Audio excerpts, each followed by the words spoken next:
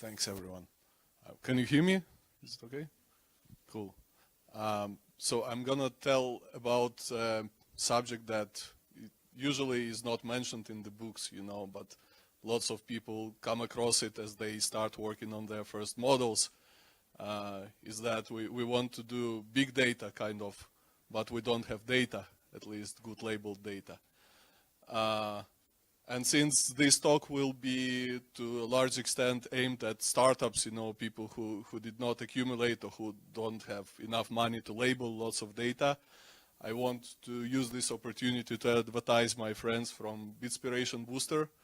So as Anya mentioned, Oscar is here. If you want money or you want advice, then yeah, ask him. And this is the group supported to a large extent by a few of my former colleagues from Google.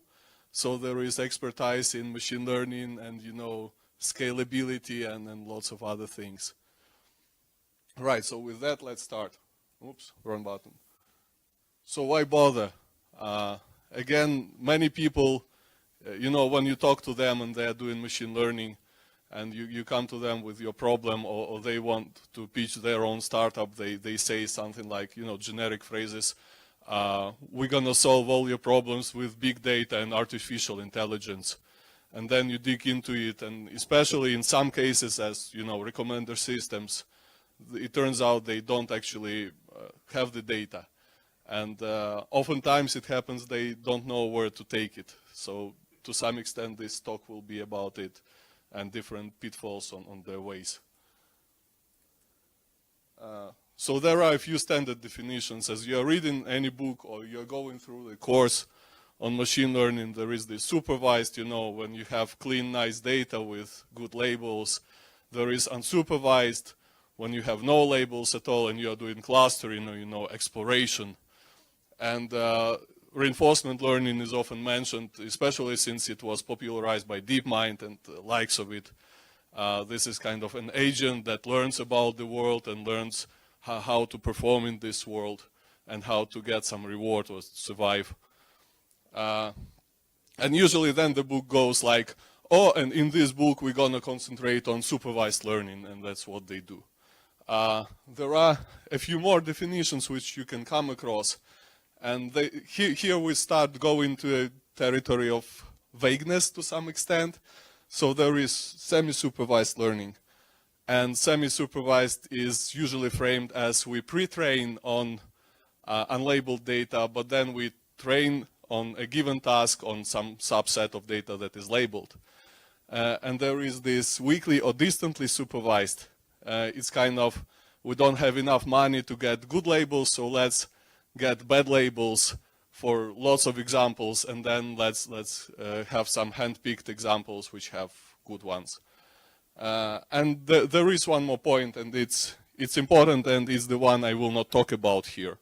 It's active learning. It's that when the system is not sure how to classify, for example, a given object, it's asking an expert because, well, let's say an expert's time is expensive or something. And now we are saying, but we are not a small company, we have data. And really no one has abundance of data. If you think that Google never does pre-training, you are terribly wrong. If a project at Google thinks they don't need pre-training, they are terribly wrong as well. So there are quite a few production systems in big companies that use this stuff. And there are a few reasons for that. There is Zipfian law. Right? There is a distribution or power law, you could call it, that as if you have a dictionary of words sorted by the number of occurrences in language, right? Sooner or later you will come to those words that are not in arbitrarily large corpus, or you'll have just a few occurrences of those, you could not really derive much. And there is one more thing why this, you know, vanilla supervised learning is not too applicable in the real world. And that is, we are basing these supervised learning approaches and all the theorems, or most of them, are proved based on the facts that you have IAD data, right, and that you have stationary distribution. And then you start building a recommender system, for example, for, I don't know, online fashion store. and all of a sudden it turns out that this distribution is changing constantly, right? And the examples themselves come from the categories that did not exist 10 years ago. Or you're working on recommendations for YouTube, for example, and then videos are in and out of fashion in a matter of days or sometimes hours. So some of the principles here also apply when you have kind of supervised setting. And one more thing from my favorite topic of personalized recommendations is that outside of the scope of competitions, you know, Netflix challenge or something, this learning for recommender system, it's always weakly supervised. You never have good labels really from the users. All right, let's go to the next one. So we'll go through two toy scenarios here, and this will bear some resemblance with the real production systems which I encountered, but the hardest details will be hidden, and also the technical details won't really be in this presentation. If you want to discuss anything, then feel free to come to me after this talk, and we'll have a beer and talk. All right, so the first one is a recommender system for movies, which may look familiar to some people here. And you're building a service for personalized movie recommendations, but you don't have any user data, and oops, you don't have real users because you are pitching your startup to someone. So we'll say a few words about what you could want to do in this scenario, and also the second one is sentiment analysis system. Let's say that you are making a line of products and you want to, you know, track how happy people are with these products. And then you have a forum on your website, or you just following the Twitter posts with the hashtag with your products, and you want to get the sentiment from these messages. And you've got some messages, but they're not labeled yet. And we don't really have people to do it. We could outsource it to India probably, or use Mechanical Turk, and then let's discuss it to some more extent later. So the first thing that you need is to get the proper data sources. And there is a few items here. It's not complete and it's not definitive, but overall you have a few choices regarding the open data. These are unstructured corpora. This is like Project Gutenberg or something, just scans of books. So this is the generic weakly structured sources like Wikipedia. And then we have fully structured sources like Freebase, which don't exist anymore, but you can download the dumps. So Freebase was an attempt by Google, well, acquired by Google actually, to structure kind of Wikipedia. And there are lots of parallel efforts, like if you search for semantic web or something like that, you will have, you know, these databases of relations between stuff. And then there are domain-specific sources like OMDB. This is Open Movie Database. That it is kind of Freebase, but concentrated on one vertical. And then we can talk about not so open things. These are public posts in social media, and you could actually use and pre-train it if your lawyer allows you to. And then scraping. And scraping is kind of tricky because of all these copyrights. So I would again advise you to talk to your lawyer if you have one, and not to bother too much if you don't have one. My subjective opinion, and this is not an advice, right, is that it's pretty safe to scrape if you are looking for facts. If you are looking for artistic expression of something, that you are going to the danger zone. So let's see which data we can use for our movie recommender system. And this fictional startup chose to use Freebase and OMDB data merged because Freebase was closed some time ago. There is no data for newer movies. And then they scraped the lists of similar movies by the topic. It's like 10 best Christmas movies ever. Okay, and here we come across a few things that need to be done.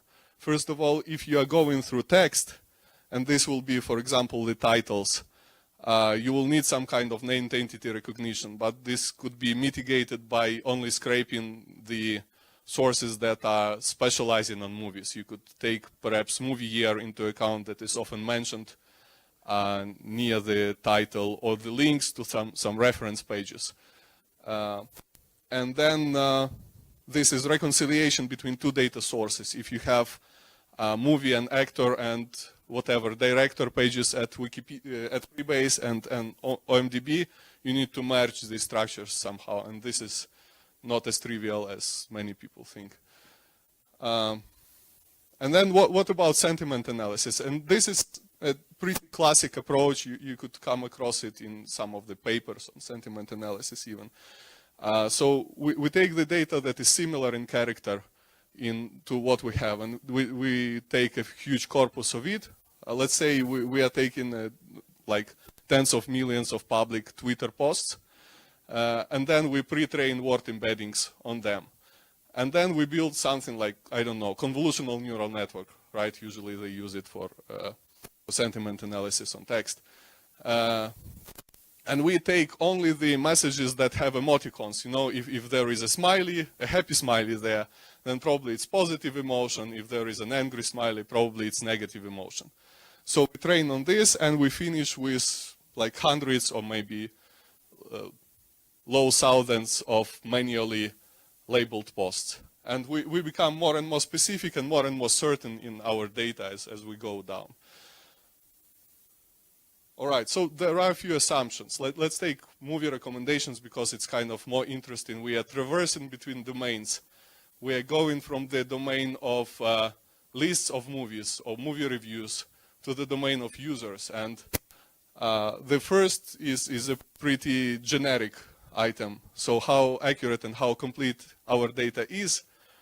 And you need to really care about it as you go down this list of specificity. You need to, if you have only a few hundred of labeled things, you need to really be sure that they are of good quality. Otherwise, you're screwed. So is our data accurate? Is our data complete? The next one is, does a list of movies behave like a user profile? And probably it doesn't. The list of movies is much more specific. There is, I think, it's very rare for a real person to like only the Christmas movies. And then the third item, does the population of the movie reviews or movie lists behave similarly to the population of users? And again, it probably doesn't. Because there will be shitloads of these Christmas movie things, but not that many users, at least for most of the year, who really enjoy it. So we can discuss it a bit later. So with sentiment analysis, and especially with text, and especially with public posts, I asked my friend once what he thinks about, it was movie reviews, or was it Amazon? I don't really remember. And he told me that mostly he found these two classes, either angry posts or paid posts. This is not entirely true, but in order to get a review for something, the reviewer needs either to feel strongly about the subject, which gives you, this inverse Gaussian of the stars given to things. And also user bias included. If you want to talk about rating with stars, come up to me later. We'll spend lovely hours talking about it. And then the second source is paid reviews. And paid reviews introduce its own biases. All right, so talking about the representations and machine learning models, you don't really need to use distributed representations in order to make use of pre-training. And I've seen one or two large production systems in one company that operate on IDs of things instead of, vectors.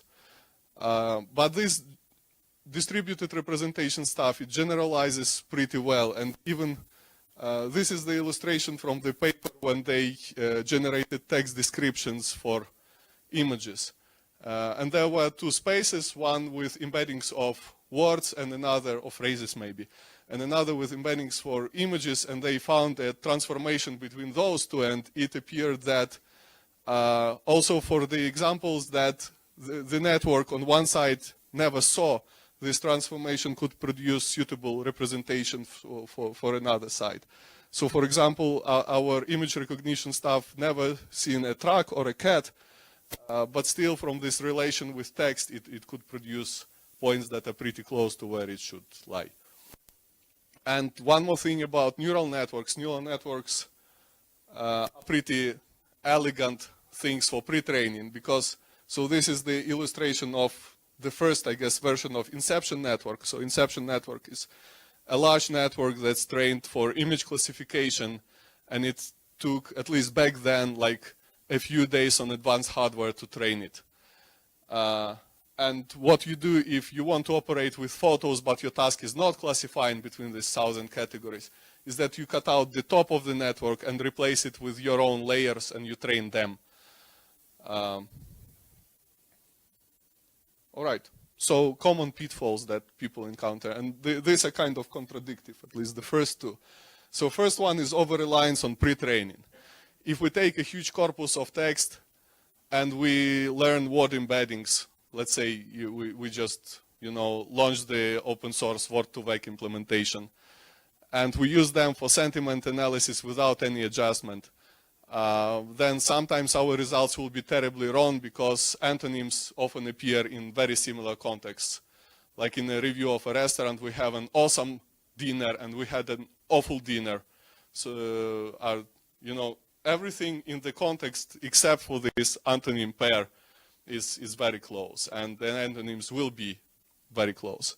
So you'll need some retraining based on your own task. But on the other hand, I've seen more than once that people are training their neural networks, and the way the backpropagation works is that, if you don't care about the learning rate, you will wipe out this initial representation that you have pre-trained in the few first iterations, and then it's very similar to learning from the scratch.